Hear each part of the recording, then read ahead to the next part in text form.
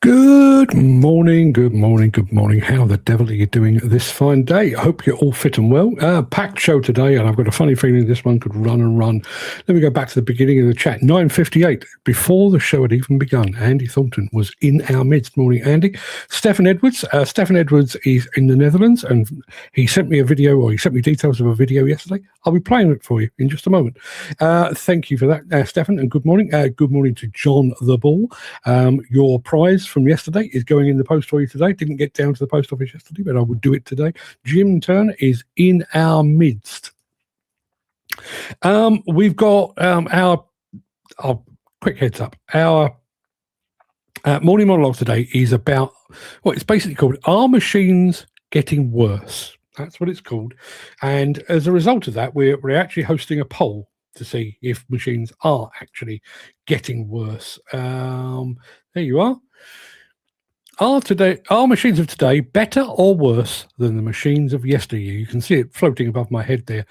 I'd like to get your opinion. Type better or worse into the chat. If you think they're better today than they were, type better. If you think they're worse, type worse. Simple as that. The poll will be running in the background. I'll get to that at some point in the future. To let you know, the prompt or the inspiration for today's morning monologue was Ollie Guns. I reached out to Ollie yesterday afternoon.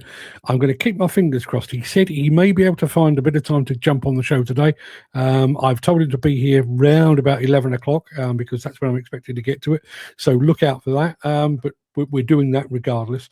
Now, let me have a look. Chris Ford is here. Morning, guys and dolls. Indian-style fish and chips. Never again. What constitutes Indian-style fish and chips?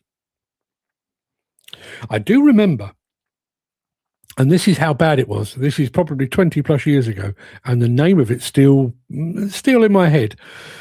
I went to my local Indian, and I was, I like me a bit of a biryani, and I like me a bit of a madras and a boona and all of that. Feeling a bit bored of that. I'll go for something else, and I had basically a curried fish. It was called rup chanda. Pardon my French, but fuck me, it was horrible. Rup Chanda, never again. Dan Cullen is here as well. Ken Hatcher is here as well. Dan reckons machines of today are worse. Ken Hatcher reckons they're better. Mercy Johnson hasn't committed yet, but good morning to you. Yeah, that's what we're trying to decide. Now, I've done some research on this, and despite what some people may believe, it turns out that machines that are coming out of the factories of the top 50 plus construction equipment manufacturers actually have significantly less faults than machines of yesteryear. I think with the advent of quality control systems and all that goes into the manufacturing now, the precision that goes into it, there are way less faults during the warranty period of a machine than there was previously. However, there does seem to be this belief, and Dan Cullen kind of exemplifies that, there does seem to be this belief that machines of today are nowhere near as good as they were in yesteryear. And moreover, machines have a nasty habit of going wrong very, very soon after you buy them. Flaky paint, bit of rust, leaky bits, sensors that go off for no reason whatsoever. And I can relate to that. We had my wife drives a Kia Sportage. It's the second one she's had. The first one she had well, I think they've both got it, but the first one had a real issue. It had a sensor to monitor tire pressures, and almost on every other day, tire pressure. So you'd go up to your local garage, you top up the air, and it would say, "Yep, all of them are running at exactly the same level." You'd start the car up the following day, tire pressure. I never used to check my tire pressure from 1 year to the next. This thing wanted me to do it every other day. I'm sure there are machines that are going out into the field now that are warning you of oil pressure problems, temperature problems, when the problems don't exist. I'm sure that's the case. Let me know if you've had any of that. Ken Hatcher says new lorries don't rust, which is an interesting point because we talked about it yesterday. I'm going to be talking about it again a bit later on. Because of environmental regulations controlling certain paints, particularly lead-based paints, a lot of the manufacturers of plant and equipment and vehicles as well have had to change to water-based paints, which don't seem to stick quite as well. And if they don't stick, obviously that opens them up to rust. Why are lorries not prone to rust when some machines are? That's what I'd like to know. Is it the wear and tear, maybe? Andy Dalvell says, morning, everyone. Flat out again, loading trucks, keeping me out of trouble. Well, something has to. Fish in a curried batter, still eating it 18 hours later, hoping the pain in the chest is up. Well, pain in your chest is not good, but I'll try and keep you calm throughout the show today. Mick Norton is here. Good morning, all from a cool and overcast Wakefield. It's a bit brighter here today, actually. Not particularly warm, but it's a bit brighter here. So, yeah. And don't forget, we do have that poll up there and at the top of the screen. Are machines of today better or worse than the machines of yesteryear? And I'm thinking more about reliability than anything else. I mean, I think it would be hard to argue that the machines of today aren't better in terms of efficiency and safety and environmental stewardship and all of that kind of thing. But what I'm thinking about particularly is reliability and anything that might involve a call to the dealer. Did you make more calls to the dealer back in the day, or are you doing it more often now? We'll come to that at the end of the show because we've got a fairly extensive morning monologue. But between now and then, I do need to let you know what's on the show. So let's start with a bit of this.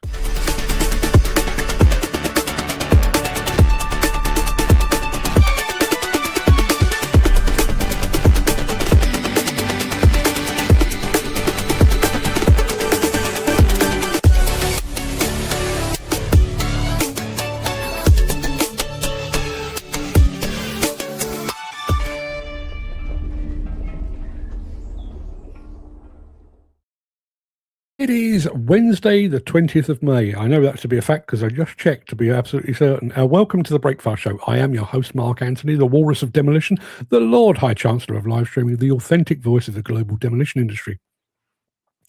In today's show, Liebherr pushes out its new Generation 8 PR776 dozer. The film I'm referring to, this is how the Dutch inspire the next generation of demolition men and women. We're going on the road with Trevi Benne, and we're going back to SaMoTeR 2026 with LiuGong. And in today's episode of Mark's Morning Monologue, as I'm referring to up at the top of the screen there, are modern machines getting worse? Are they getting worse? Are you finding more problems with them when they first arrive? That's what I'd like to know. Well, some are problematic with AdBlue and sensors malarkey. Yeah, AdBlue is a consideration. And it's not just the AdBlue. I mean, the AdBlue is a pain in the arse anyway, but the fact that you have a sensor to monitor AdBlue is another thing that you need to, it's nagging in the background like an unpleasant wife. And that makes your ordinary Joe soap can't work on them. Yeah. Yeah, well, there is another issue, which I don't get into in the morning monologue, but that is another point. Back in the day when we were talking about machines that were largely mechanical, if you did develop a minor fault, even if it was during the warranty period, you could probably sort it out and get on with your day. Now you have to phone your dealer, and he pops out with his laptop and his sonic screwdriver and he sets you back on the road again. Is that one of the things? Is that making it feel like machines are worse today than they really are? As I say, statistically, according to a magazine called Warranty Week, there are fewer warranty claims on heavy equipment among the top 55 equipment manufacturers than there has ever been. Ironically and paradoxically, those claims cost more, but they cost more purely because they're selling more machines and the machines are more expensive and so on. But you get the idea. Mark Whiting has joined the fray. Good morning, Mark. Don't forget to take part in our poll at the top there. You'll see that coming around again in just a moment. Some up sit ticking over all morning and your exhaust don't get hot enough. Very, very true. Dan says, I can't see that claim is correct. It's not a claim. It's statistical evidence. But I agree.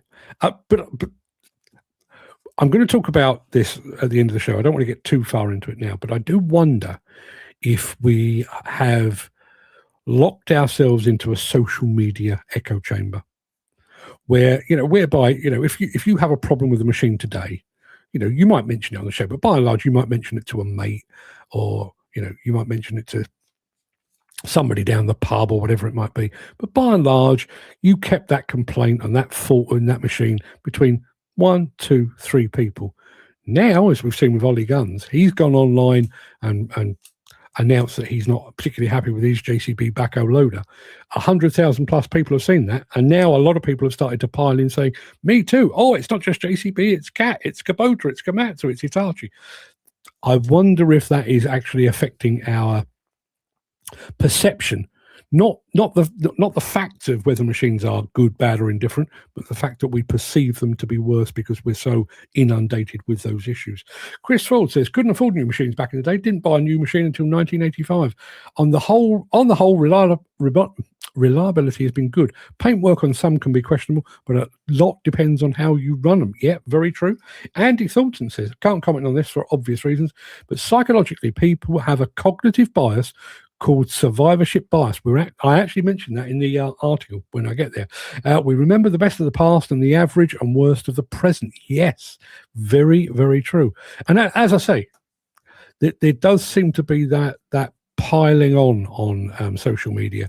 I've got a problem with this. I've got a problem with that. Well, I've got a problem with that, but I've got a problem with this as well. And the whole thing just kind of gains a momentum all its own. Are we looking at a bit of that?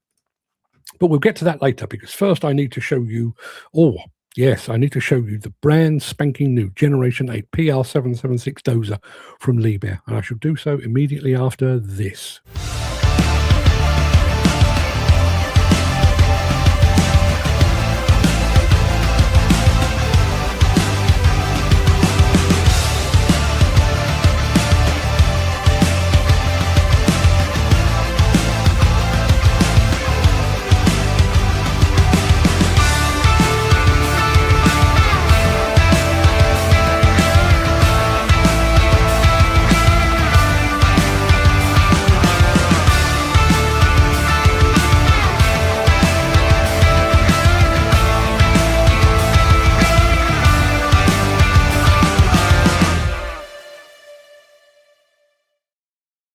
In the unlikely event that anyone asked me ever to buy my own excavator, it'd be a bit of a toss-up. I'd be thinking along the lines of Liebherr, Volvo, Komatsu.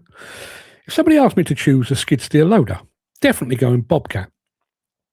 If somebody asked me to choose a dozer, though, Komatsu, very, very good. Cat, very, very good. Liebherr, very, very good. Have a look.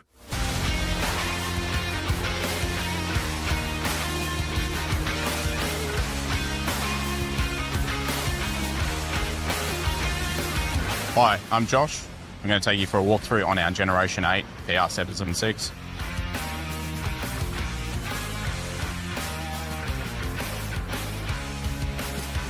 The dozer's cab is built around operator's ergonomics, from the air-conned and heated seat to the large display with a reverse camera.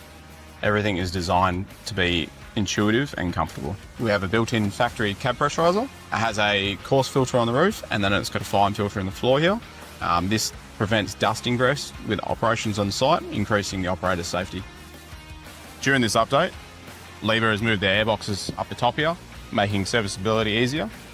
We've also changed the filter element, extending the service life of the filter to about double what was expected. This will increase the uptime of the machine. The design team has moved the fuel filtration system to the left-hand side of the engine, increasing the ease of access and servicing ability of it. The engine ECM has received an update. We've swapped over to the DRC plugs. We've also incorporated a weather shield on top of the ECM. This will help increase the electrical reliability of the system. Liebherr has removed the flexible steel wire hoses from the engine bay and replaced them with steel pipes for the hydraulic circuit, increasing reliability and removing the risk of fire. We have an automated greaser. This reduces the manual interaction with greasing, increasing safety. It provides constant lubrication to your pins and bushes, increasing component life. Liebherr's engineers have updated to a heavier duty bogie pins. Major and minor had an update. We've updated the pivot shafts and seals, and then have increased the travel of the track tension system to increase the service life of the track components.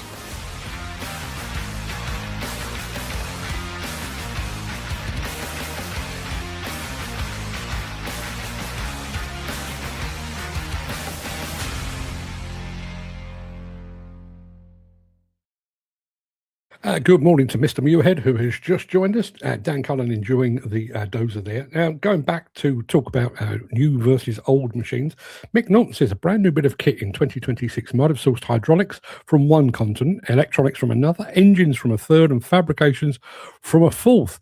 Can't be good for warranty disputes. Yeah, I wonder how the major manufacturers are handling that.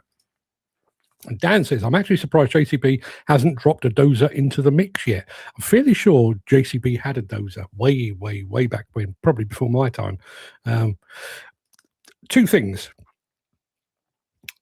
My personal feeling is there's not enough volume in dozers to be interesting to JCB. However, we will soon have a new chairman. George Bamford will be taking up the reins from his father. So I wonder, could that be the machine that George built? Could it? We shall see. Liebherr can also see the benefits of high drive. Yes, indeed. Yeah. Elevated sprockets as far as the eye can see. There's Gary saying, good morning, guys. Gary, don't forget to take part in our poll, which is rolling across the top of the screen there. I'm hoping it's working. I'm never entirely certain because the way the polls work on this system is I set it running, and it's only when I stop that it says, oh, things have happened. I don't know if it's working, but I hope it is. No, JCB had a loader, 112 and 114.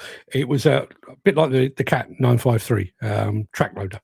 Okay, I thought they had a dozer. Maybe I've imagined that. Maybe that was a fever dream sometime back in the day. I don't know. And Jim saying, I don't think JCB ever made dozers. Probably was a fever dream then in that case. Demolition folk, if there's any demolition folk, stick around because in just a moment I'm going to show you how the Dutch inspire the next generation. I think we should adopt it. Adrian McLean of the Institute of Demolition Engineers, if you're watching, maybe one of your last things to do before you step down as president a bit later this year is to instigate something similar. But I'll be back after this. If you are enjoying this episode, please consider supporting the show. You can leave us a tip at buymeacoffee.com/demolition news. Yeah, people with better memories than I. There's Ken Hatcher saying, and there was a 112. It's a 110 rather. It's there in the museum. And Jim Turner saying also the 110. Yeah, I will check a bit later on to see, just to make sure I was imagining the JCB dozer. I don't know where I've got that from, but yeah. Anyway. If you were here a week or two ago, you may recall Stephen Edwards, Brown and Mason, was talking about the fact that the Dutch demolition fraternity once a year gets together and hosts what they refer to as a demolition day, in which a lot of their major contractors basically open the doors to their sites, open the doors to their offices, to local schools, families, basically in an attempt to inspire the next generation. This is how they promote it. And I have to say, we should be doing the same.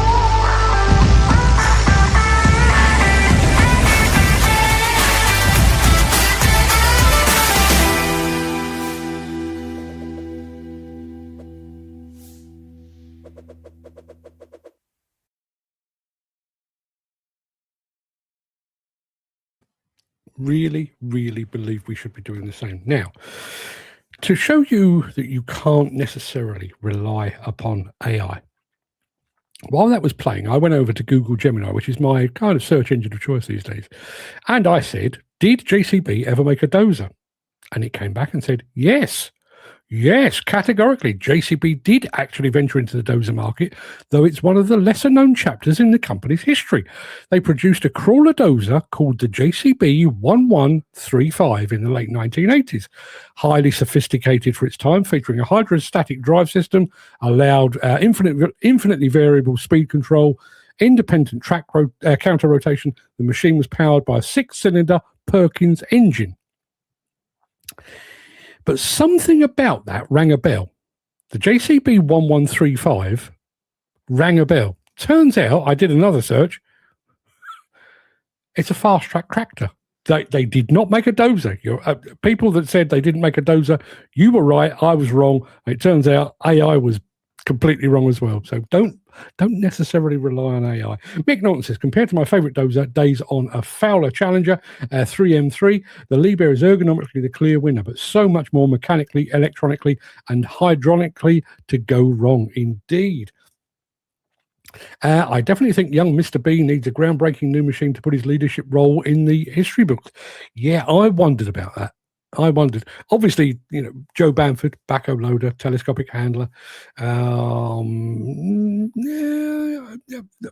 kind of that. Excavators came a bit later, mini excavators came a bit later, and so on down the line. So Anthony Bamford, I think, has kind of surpassed his father. But I did wonder if young George, maybe his stamp on the future will be hydrogen based. Maybe that's the future. But I do wonder if he's actually sat there thinking, how do I make my mark? I wonder, could a dozer be the one? And I mean, even going slightly more obvious than that, obviously we've got the JCB 715 ADT, which is kind of high dreamer range. But if they perfect that, which they seem to have done pretty damn well so far as a first iteration, could they go after Volvo a bit bigger? An interesting one. JCB machines sell in tens of thousands annually. Dozers sell in the low thousands globally. Precisely, yeah. And I mean this with the utmost respect. I mean, they've got their business model down to an absolute fine art. JCB make tens of thousands of things, all identical, and they do so supremely well. To then divert or create a new product line, a new production line for something that turns out maybe 20, 30, 50 machines a year. It's not really the JCB way. Not really the JCB way. Demolition Day, going back to that. I am going to be seeing Adrian McLean at the IDE. Now, I realise he is soon to be departing the IDE. Well, not completely, but his presidency will be over and done with in a few months' time. I do wonder if that's something that they could and should get behind. In years gone by, I would have suggested it to the NFDC, but frankly, what's the bleeding point? So I may mention that to him and see if he's keen on the idea. Anywho, we're going on the road with Trevi Benne in a moment. Back after this. Since the finance bill came into effect in April, the construction industry has seen a surge of fuel thefts. The rising cost of living has placed an additional risk of theft by employees and contractors, as well as opportunistic thieves. By using diesel dye and placing warnings of its use, you are sending a clear message that this is your fuel.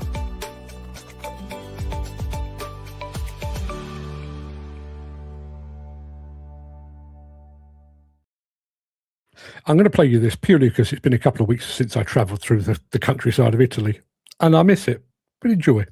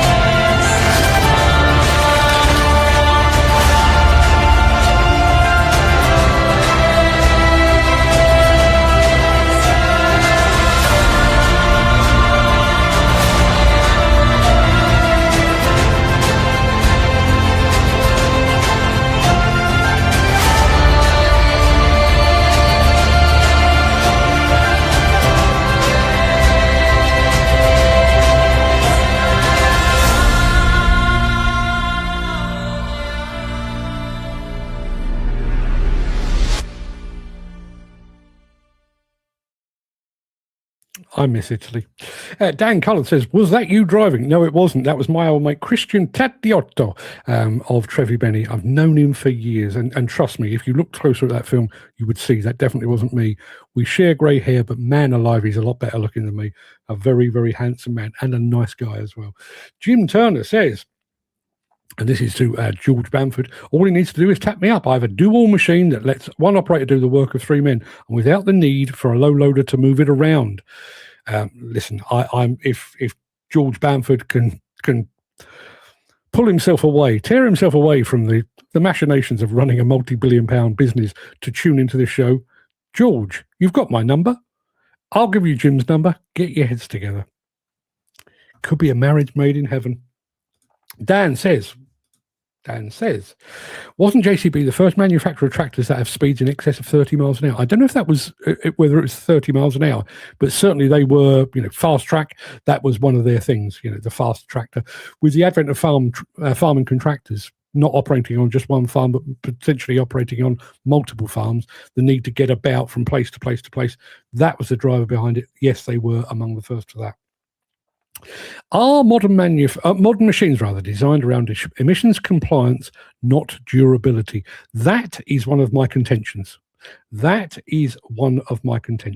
So stick around for the morning monologue.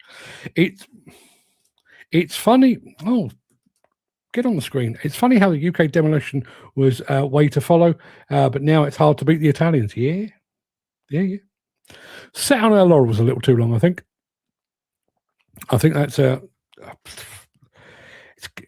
those that follow football will know. 1966, we ruled the world, and then stuff happened, and we stood still, and the Brazilians went, "All right, we've got it from here." That's the way it worked out. Chris Ford says, "I think you're right on that, Mick." Yeah, as I say, it's one of my contentions, and when I get to the morning monologue, you will hear that it's beyond a false economy. We'll get to that. Let's have a bit of this, and then I'm going to play you our last film. I'm going to play you a Hillhead thing, and then we're going back to SaMoTeR in Verona after this.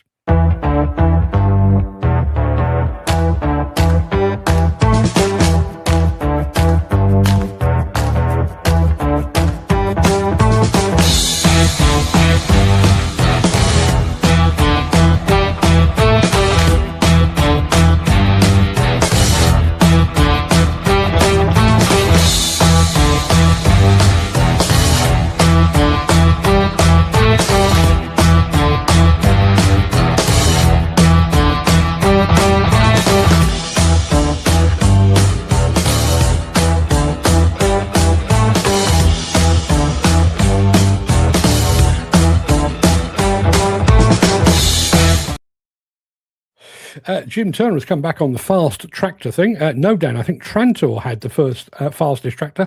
The fast track definitely borrows from the Trantor idea. kind of see a theme with JCB. We invented the backhoe loader. Did you know? We invented the telescopic handler. Did you know? We invented the fast tractor. Yeah, but did you though? Dan says it's all about emissions and fuel consumption, but I'm yet to see any difference as few machines I operated were still heavy on fuel, excess of 200 litres a day. Yeah.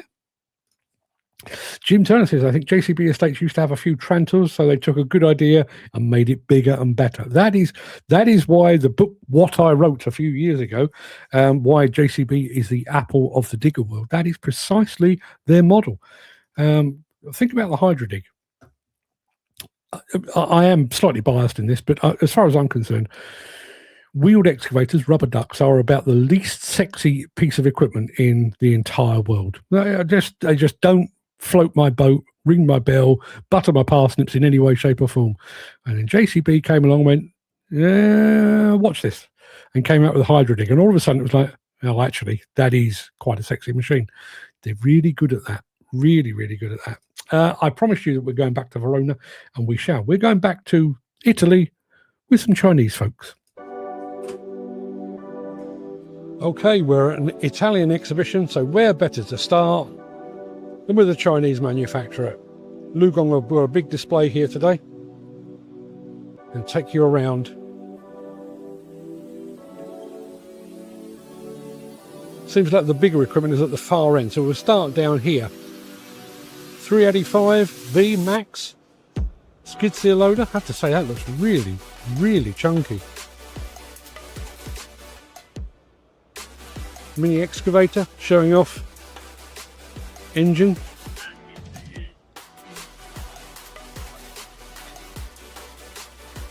One of the things that's been really evident here is just how big Simex is. There's Simex attachments on virtually every major equipment stand. I'll be encountering them over on the Komatsu stand in a bit. Over to LiuGong's compaction offering.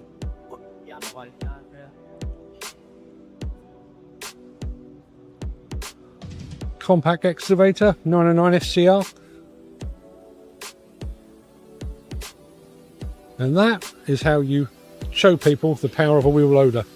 You bring with you a 26-ton chunk of marble. Obviously marble, very Italian product. And there is what it's mounted on, 890T BH. Over here to the dozer, obviously the Dresser dozer, but Dresser is part of the LiuGong family.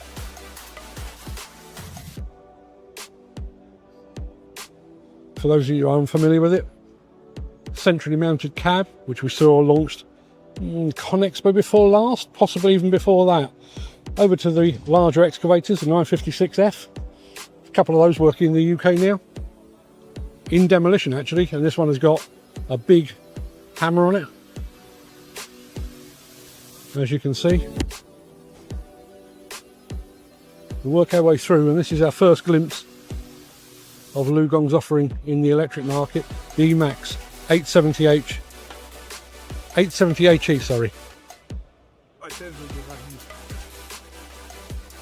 More excavators, and then through the crowds.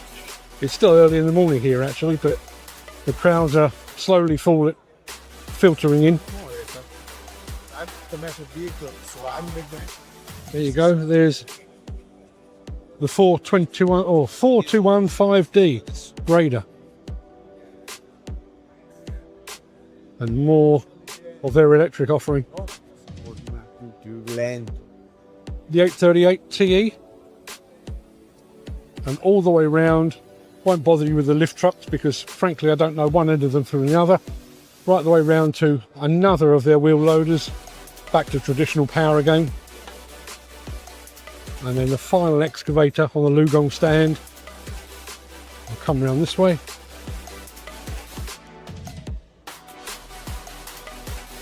The 925 FCR. And I'll back up just so you can get it in all its glory.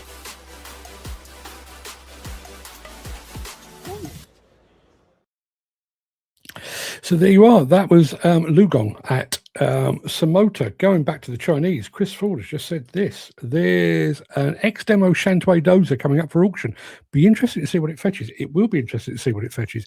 Because one of the things that comes out of all of the discussions about are new machines better or worse than they used to be, which I'll get to in just a moment, is there does seem to be a bit of belief that some of the Chinese machines that, you know, just 2 or 3 years ago we were dismissing as very poor quality, prone to rust and all that kind of thing, they are actually standing the test of time better. Is that a coincidence? Are they not bound by these, you know, regulations on lead paint and that kind of thing? I wonder if there's a bit of that there. That's your machine, Gary. Let's have a look. Chris Ford says the whole emissions thing wants looking at. It isn't working, especially on off-highway equipment. One of the things that comes out of this is I do get the very distinct impression that everything related to the environment, sustainability, is very much a knee-jerk. We need to do away with diesel. Wait, what? And so we've kind of forced ourselves into a corner. We do it time and time again. And as you'll hear in the morning monologue, you know, in our efforts to reduce the environmental impact of manufacturing equipment, so water-based paints and all of that kind of thing, have we actually made them more susceptible to rust and failure, in which case we're going to need to build machines more quickly and more of them to replace those that were faulty in the past. So it's actually a false economy. We'll get to that in just a moment. Where do they get this 25% fuel savings, and what litres does that represent? 10 to 20 litres a day. Why can't the manufacturers not say you save 50 litres a day? Good question. Mick Norton says, my old cat D8H in the 1960s was designed to last 10 to 20 years with 10 to 20,000 operating hours guaranteed. Can the same be said of the Liebherr 776 dozer we saw a clip of earlier this morning? 10? Almost certainly. 20? And I'll get to it in the morning. I'm building up this morning monologue. I'm going to get to it in just a moment. I wonder, it's very easy to sit here and point fingers at the manufacturers, but is this market driven? We'll get to it. Jim Turner, and I agree with this 100%. It's good business to take a good idea or design and build on it to create something even better. That's evolution, and why the machine designing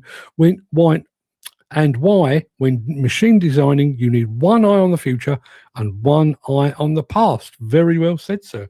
Now, I don't know if this bloody poll has worked, but I'm going to see if it has. There it is. I'm going to stop it, and hopefully that will trigger the answers. Done nothing at all. It's done nothing at all. So, I don't know. I mean, I think it was roughly half and half split. May not use that again because that's clearly shit. Anyway, people, that's hold your thoughts because I've got a lot to say on the subject of whether machines today are better or worse than they used to be. But first of all, that's just about it for the main part of this morning's show. I'm going to roll the outro in just a second before leaping gazelle-like into my morning monologue. If you can't stick around for that, please stay safe. Look after yourself, your family, your friends, and your colleagues. Hope to see you again very soon. But if you do have the time and the inclination, I will be back immediately after this.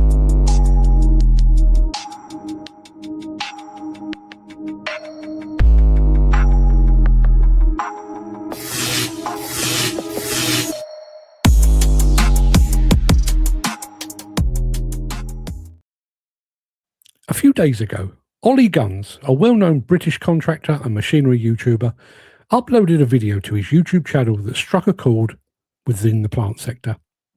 Titled, I Really Didn't Want to Have to Say This, the video was a candid, slightly heartbroken critique of his brand new JCB backhoe loader.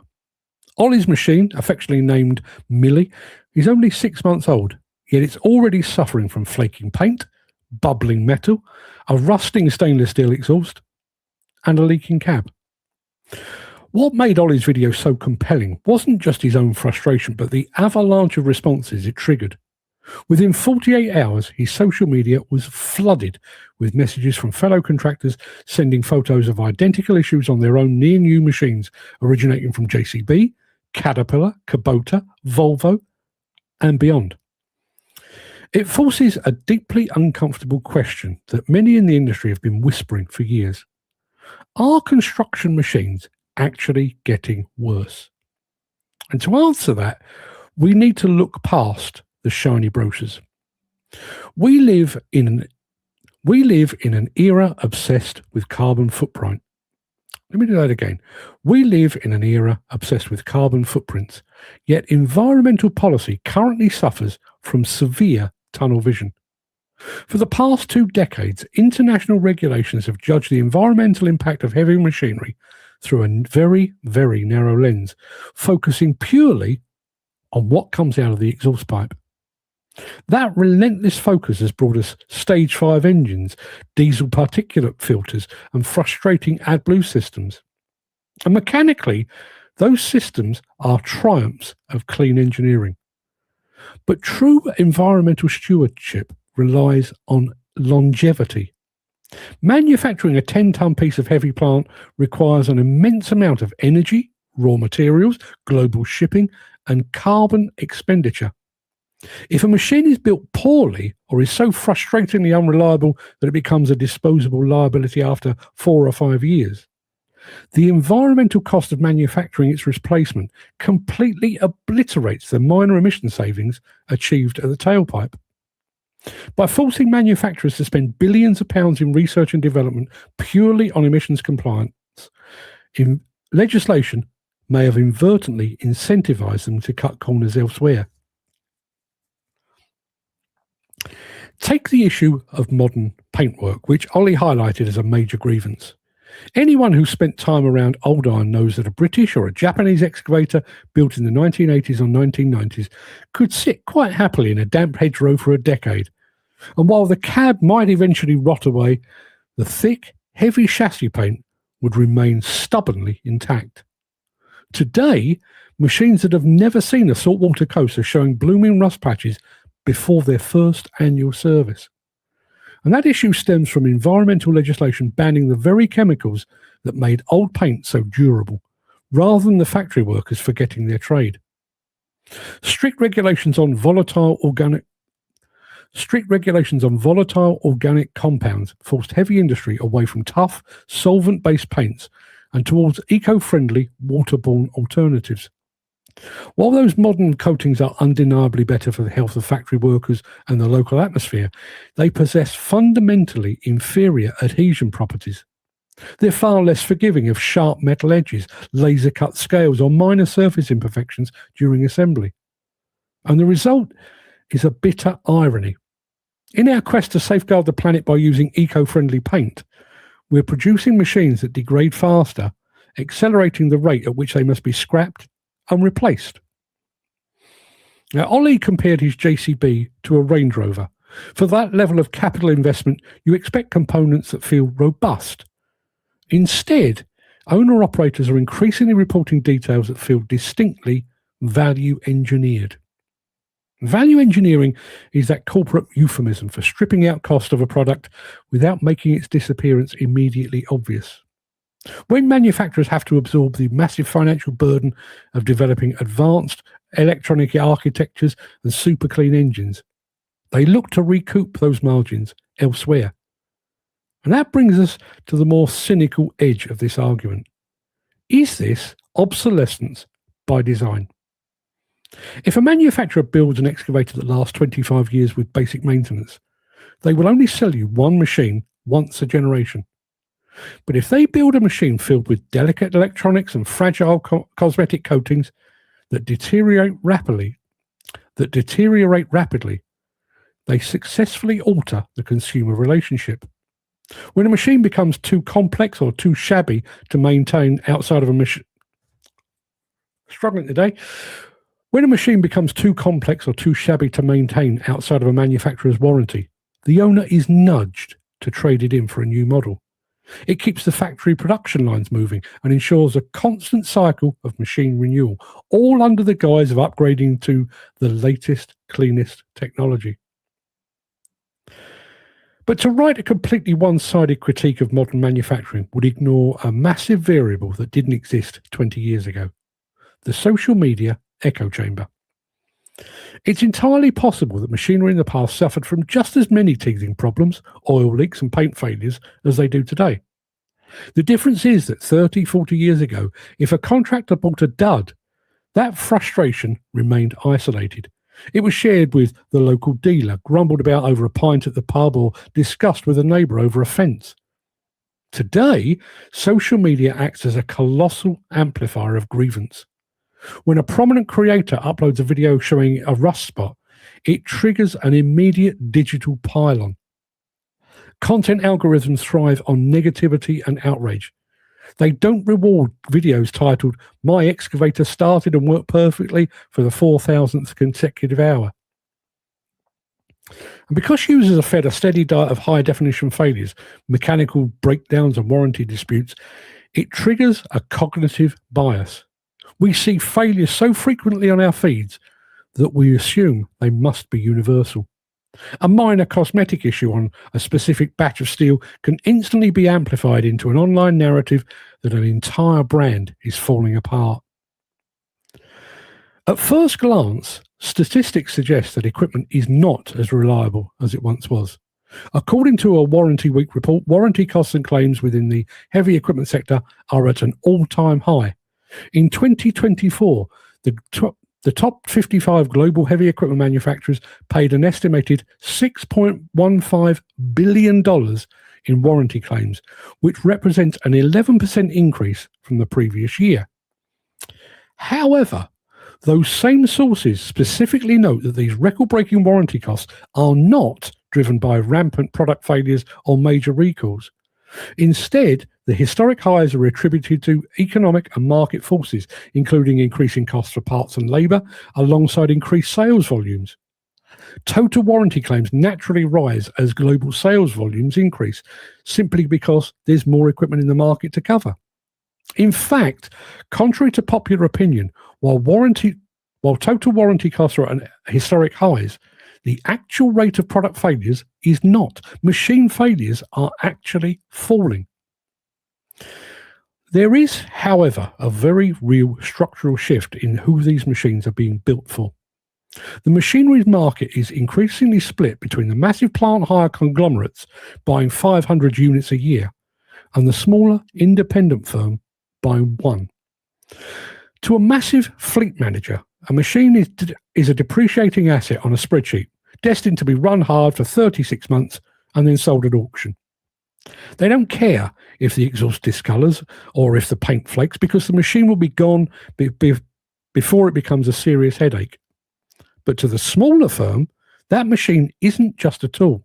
It's their livelihood, their professional reputation, and an enormous personal financial risk.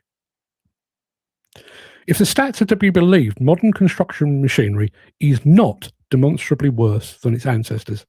In terms of safety, operator comfort, efficiency, and precision, it is in fact light years ahead. So why are we all left with the feeling that machines have actually got worse? So there you are. All of that is factually based. You can argue it till you're blue in the face, but that's all based on fact. So I'm going to open up the airwaves and let's see what we've got. Didn't even see the poll, but better as far as I'm concerned. Okay, well, maybe that just about evens things out. Yes, better or worse, roughly the same. Modern equipment needing repair on site will invariably demand the need for a laptop to determine the fault, whereas in bygone years, I would reach my selection of tools and do my own maintenance. There's another point. Maybe not so much within the initial warranty period, but I said this yesterday. You know, back in the day, if you were operating a largely mechanical piece of kit, would you necessarily call out the local dealer? Or would you try to fix it yourself if it was a minor thing? Whereas now, first thing is phone the dealer. Second thing, pop onto Facebook, tell the world about it. That seems to be the way we are. Chris Ford says, JCB are investing millions in new painting processes across their factories. They are indeed. They are indeed. That's part of their £100 million investment up at a roaster. Mick Norton says, with modern kit, too much focus on brand image, smart features, and fuel efficiency claims. Yeah. And yet, you know, I will emphasize once again, according to that Warranty Week report, which included the likes of Caterpillar and Komatsu, the top 55 heavy equipment manufacturers, yes, the cost of warranty claims has gone up, but the actual number has gone down. So the reason they've gone up was purely because those warranty claims involve parts that are more expensive, and they're now selling more machines than ever before, and therefore their costs are higher. So apparently they are not getting worse. And yet there is a very real feeling, and I do think that Ollie Gunn's very, very much tapped into that. I think when he put his video out, and it was heartfelt, it wasn't Ollie's not the kind of guy to try to get some kind of notoriety or to get JCB to bend over backwards. I think it was genuine, sort of heartfelt response to some faults with his machine. But when you see the reaction to it, you know, the world and his wife is, oh, I agree, I've had the same thing. Caterpillar's every bit as bad. Oh, Volvo are terrible. Kubota, awful. Hitachi. And so it goes on. I think that equipment manufacturers today deliberately design machines that remove any operator judgment. Although that is one of the weakest links, isn't it? Operator judgment. To the best of my knowledge, and somebody may tell me otherwise, but to the best of my knowledge, no machine has ever killed anyone, injured anyone without some form of human interaction. it needs a human being to start it up. It needs a human being to make it go back and forth, or to slew, or whatever it might be. The machines, it's the gun argument, isn't it? It's guns don't kill people. People do.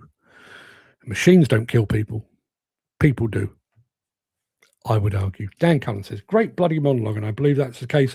These plant hire firms are buying thousands of machines a year and changing them every 3 years, and sites trigger this as well, as some sites require. When you think about that, I mean, here in the UK, I've not seen the figures recently because they seem to be quite hard to get hold of now. But I know back in the day when I was writing about this on a more regular basis, it was something like 85-90% of all machinery sold in the UK went into plant hire. And we know what plant hirers do. You know, I think that's been one of the main things holding back the advent of technology, is the fact that the plant hirers aren't willing to pay for it. Well, they're not willing to pay for it up front, and they don't particularly want to take care of it once it's installed. What plant hirers do, and they do it very, very well and very effectively, is they buy the cheapest machine they can, hire it out at the highest rate they can for about 3 years, and then they move it on. That's what they do. So manufacturers coming along with fancy schmancy electronics and fancy schmancy environmentally friendly engines, plant hirers don't really give a monkeys. So long as they can buy it cheap and rent it out highly, then that's what they will do. And they're not particularly interested in the quality of the machines. I think that was one of the reasons that some of the early Chinese machines found a foothold in here in the UK, because they were very, very cheap. And, you know, some of the plant hirers took a punt. Well, if it only lasts for 3 years, I don't give a monkeys. I'll be throwing it out the door in 3 years' time anyway. And I'll have learnt a lesson. But if it turns out, actually, they're good for 3 years, I may buy some more. That's the way they went. But when that's 85-90% of your market saying we're not really bothered about electronics and GPS and sat-nav and sustainability and quality of paint and long-lasting exhaust pipes and cabs that leak, if they don't give a toss about that the manufacturers are only playing the averages. You know, if 90% of your customers don't want this thing, well, don't do it then. Don't bother offering it. And that, I feel, has had a major impact on it. Machines no older than 3 years old. That's a follow-on from his previous point. Mick Norton says there's probably a direct link between the incompetent operator of 2026 and the OEM's need to automate tasks for those with a less mechanical background. Whenever I speak to technology-based companies, be it those producing automation and autonomy systems, GPS, simulators, all of these kind of things, they all claim, and I do think there is some validity to their claim, they all claim that it is in response to the fact that we do not have enough competent people. We're not attracting enough, we're not training enough, we're not retaining enough, and therefore we have a shortfall. And if that shortfall isn't being addressed by the trainers, the testers, the industry, attracting young people into the industry, then the only alternative is to adopt these other systems. So yes, I agree with that. There is definitely a link there. Back in the day, you'd listen to the machine, and if you heard an odd noise, you'd stop investigating. But now with dodgy sensors and false readings, it's different. Yeah, well, as I said earlier, I think sensors are a fantastic thing when they behave themselves. When your sensors are telling you that your tires are running flat every day, and you get out the car and you kick the tire and you go, well, it clearly isn't. I don't know what you're looking at, but it clearly isn't. It's absolutely fine. That's when you have a problem. Jim Turner says, old kit lasts because it was mostly over-engineered. Bigger engines that were down-tuned for longevity and trouble-free use. Less mod cons, so less to go wrong. I reckon an old Cat 2.5 would shift them up just as quick as its new equivalent and last a hell of a lot longer. Yeah, I mean, certainly when you're thinking about, well, engines is one thing, but also when you think about steel, you know, you think about the steel that was used in an old Cat 245. It's like this. Never mind cost savings. Just build it with the heaviest steel we've got and make it thick.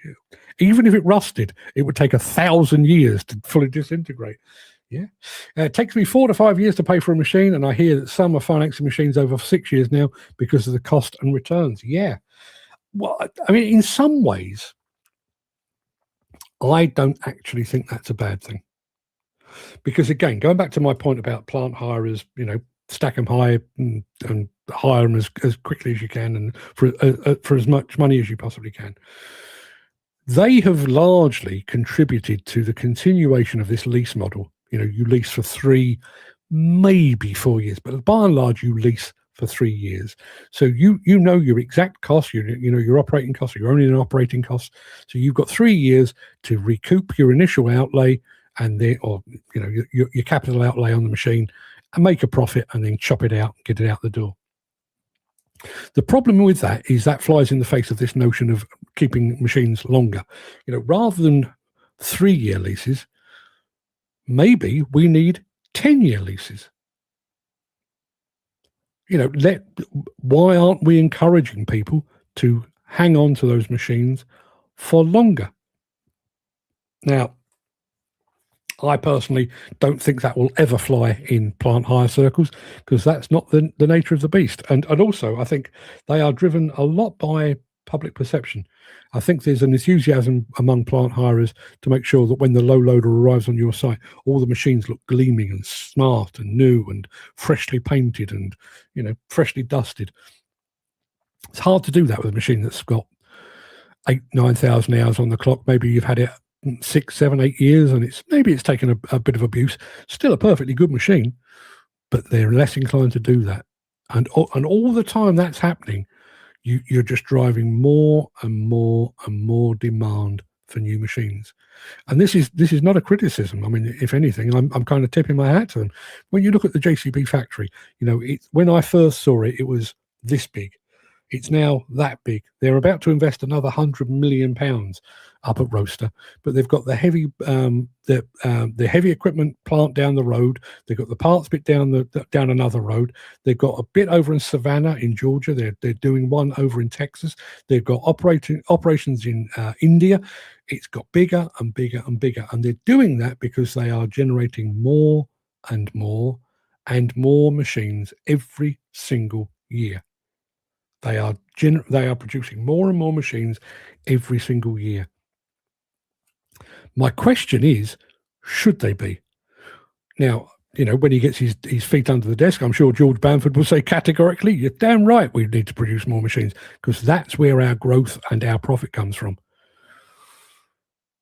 But does that actually balance with our need to safeguard the environment? And you can use as many clean engines and clean paints and clean materials as you like. But if you are having to replace machines every 3, 4, 5 years constantly, you will never, ever catch up. Mick Norton says, when I was hours, days away from any fitter support, my 1/2 and 3/4 AF combination spanners to facilitate master and steering clutches and brakes on the gears. Cat DH8 dozer, absolutely. Exactly like Jim. Sorry. Like new Cat 320, a 4-cylinder engine from China and smaller hydraulic pumps in comparison to the 320D 6-cylinder 2000s model. Those were machine and there was no problems. Jim says, what does Jim say? If I was in the market for new kit, I reckon I'd buy a fairly good older one and have it totally reconditioned. Same with farm tractors. New tech isn't always better. And that's kind of the balance that we have now, isn't it? And I don't know, is it an age thing? I mean, being polite as I possibly can, the most active viewers of this show are of a certain age profile. Most of you have got 20 plus years in the seat behind you. So I do think there's a degree of nostalgia about that, and there's a bit of a hankering from the past. I wonder if you were to ask a 25-year-old operator, new machine or old machine, I don't think there'd be much delay in them saying, "Oh, new, please. I want the aircon and the Bluetooth and the CD player." CD player? What the fuck am I talking about? some kind of streaming software in the cab and all the fancy bells and whistles and the in-cab coffee maker. I'm sure they would lean that way. So maybe, I was criticizing the social media echo chamber. Maybe I'm contributing to it.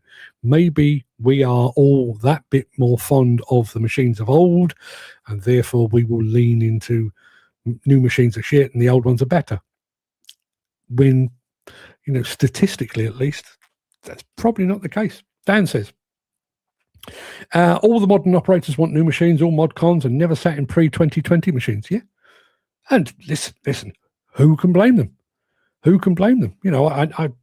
My only comparison with this is probably company cars. When I was a jobbing reporter on Contract Journal, I wasn't entitled to a company car. But as soon as I joined Plant Managers Journal as a deputy editor, I needed a car because I was out and about a lot. So yes, they gave me a company car, and for the first 3 months that I had a company car, I inherited a car from somebody else. I was livid. Not least because the guy that had it before me smoked like a chimney and it stunk to high heaven. But it was like, I'm a deputy editor. How very dare you? I look at me. I quite look at my sharp suit and my suit and tie, and I have editor after my name. Get me a new car, and 3 months later they did. Not the one I wanted, but they did. So I don't blame younger operators. I don't blame any operator for wanting the best that their boss can afford. Andy Darville, CD player? All right, Grandad. Yes. As soon as it came out of my mouth, I thought, yep, you've just shown your age there. I can only apologise. Jim, I'd be exactly the same. Older machine, reconditioned and updated. I dare say on-site repairs are a complete taboo on sites such as HS2. If the laptop management function says no, contributing to the cost overrun. Yeah. I don't know if you'll be able to find it because it was on and then it was gone from my Instagram feed this morning. There's a guy on the radio, LBC, I think it is. I think it's LBC.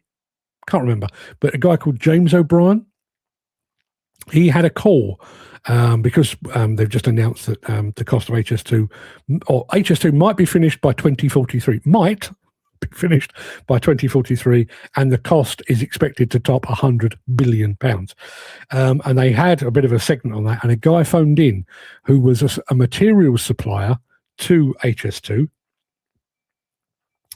And he said he arrived, he delivered, I don't know what materials, he wasn't specific, but he delivered 43 tons of materials to the HS2 site and got a phone call a day or two later saying, could you do that again? Because we've lost that. You've lost it? Yeah, we don't know where it's gone. Can you do it again? He did it again. A couple of days later, we got a phone call to say, yeah, you're not going to believe this, but we've lost it again. 43. How do you lose 43 tons of materials? Lots of operatives with deep pockets taking home imported soil for their gardens. I honestly don't know. Chris Ford says, oh, what? Is my 8-track obsolete? A little bit. I loved my dad had an 8-track in his car, and I was so enamored with it that he actually, when he refurbed my bedroom back when I was probably about 11 years old, I guess, he refurbed my bedroom and actually built an 8-track under the desk. So it looked like it belonged in a car. There was a battery hooked up to it, and I could actually play. I had about half a dozen 8-track, most of which were his, and yeah, loved it. Absolutely loved it. My go-to would be a 320D reconditioned any day. Maybe that's another poll that may or may not work because the system does seem shonky at best. I wonder if somebody said, you've got, I don't even know the price of an excavator, but you've got this much to spend, what would you choose? Would you go for the -12 Komatsu PC220 LCI? Personally, I'd be inclined to. Or would you go for an older model that had been refurbed, reconditioned, driven by one careful lady owner or something like that? Maybe we need to discuss that at some point. Unfortunately, it appears that Ollie Guns didn't find a decent connection, so he's not going to be joining us by the looks of things. But yes, I think we've probably took that one out. I don't actually think we've come up with a solution. The question was, are machines better today, or were they better in the past? I'm still not entirely sure. I do think we've taken a couple of steps in the wrong direction. I think this mad pursuit of all things environmental without actually considering the consequences, I think that's a major thing. But I also think allowing plant hirers to hold sway over the direction of machine manufacturer, I think that's a major impact as well.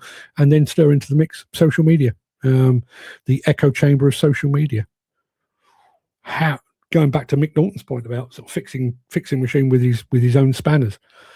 Yes, he might have griped to people on site, oh, bloody thing's gone wrong again, I've had to fix it. But that was where that gripe stopped. It stopped at the site gates. Wouldn't have gone any further. Now, Ollie Guns has had 100,000, by the time I'm saying this, it's probably 150,000 comments on that, or 150,000 views. He's probably had people piling on from around the world, expressing their displeasure with multiple manufacturers as well. What's the primary sales driver, marketing or engineering? I think that depends who you ask. I think all of the manufacturers would claim engineering, that their machines are better, faster, cleaner, safer, more productive, more durable, more reliable. I think they would claim that. But ultimately, I think a lot of it does come down to marketing. You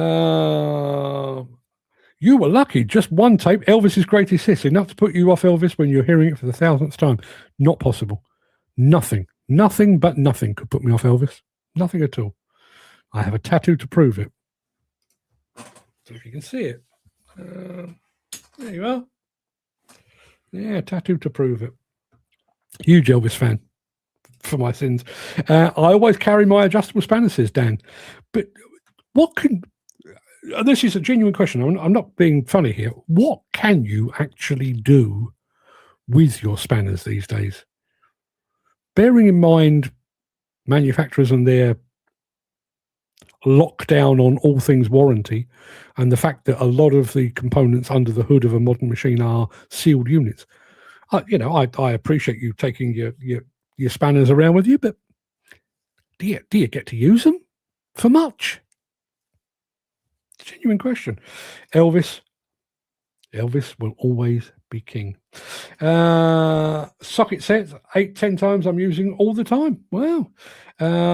Change leaking fittings. Okay, yeah. To adjust your nuts. Yes, I've known a few women. I'm not going to go down that road. I'm going to stop right there. Everybody, please, please, please, treat your machines with care. Because in an ideal world, you'll have it for many years yet, even though the plant hirers and the manufacturers would prefer that maybe you didn't. From my point of view, based on everything I read yesterday in researching this, I am still of the belief that, by and large, modern machines are better today than they were. But Dan says he's adjusted his nuts. Well, I'm glad to hear that. And I hope you're sitting more comfortably now. You can throw your spanners at stupid dump truck drivers. There is that.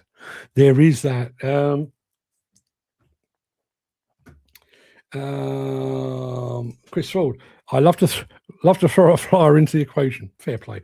Right, people, go and have a fine and splendid day. I am back. I was reminded this morning, by the way, I don't know if you're aware of this, but Monday next week is a bank holiday.